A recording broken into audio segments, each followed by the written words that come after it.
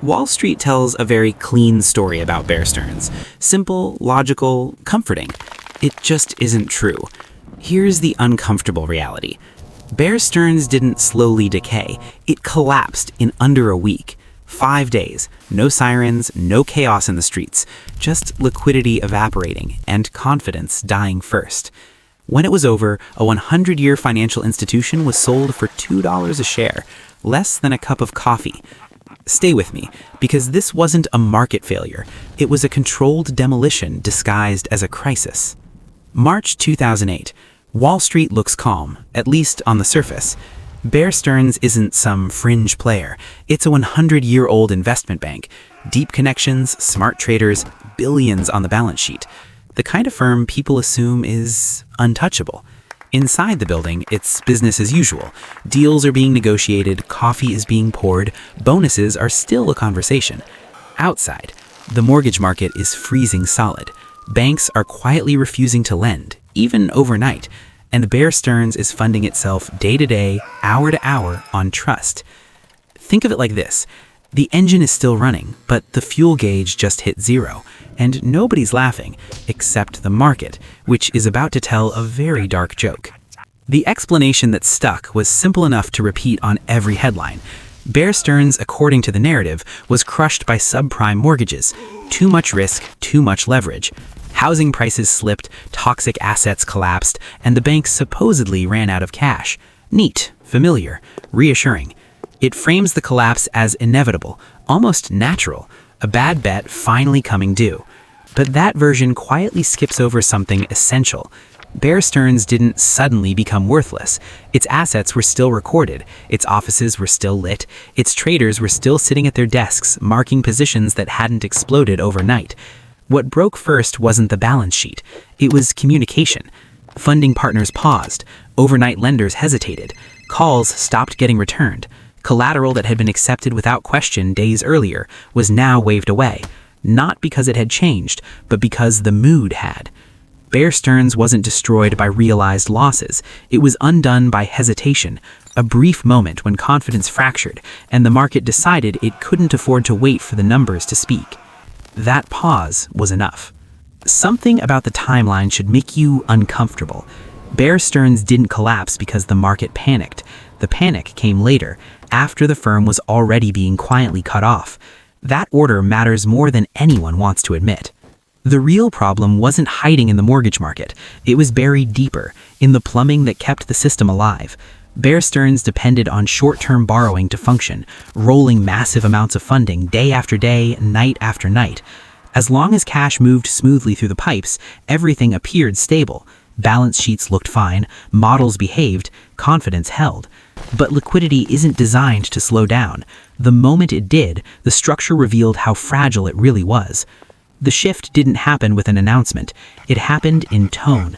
Banks grew cautious, then selective, then quietly distant. Overnight funding thinned. Collateral requirements jumped without warning. Assets that passed risk checks yesterday suddenly failed today, not on merit, but on perception. Here's the dark irony. The instant Bear Stearns looked vulnerable, every participant acted rationally, and together they made survival impossible. There was no conspiracy, no secret room, just fear compounding faster than facts. Wall Street calls this risk management. In practice, it was confidence being withdrawn without notice, and in finance, silence doesn't mean stability.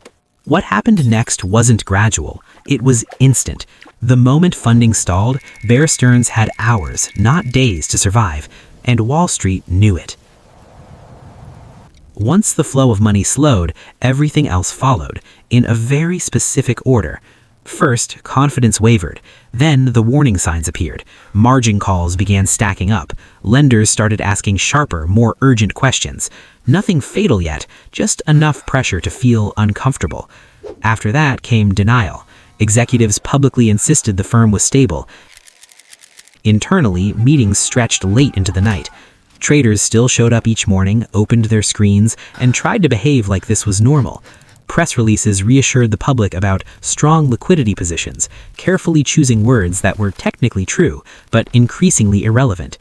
Meanwhile, the math kept deteriorating by the hour. a small crack turned into a chain reaction.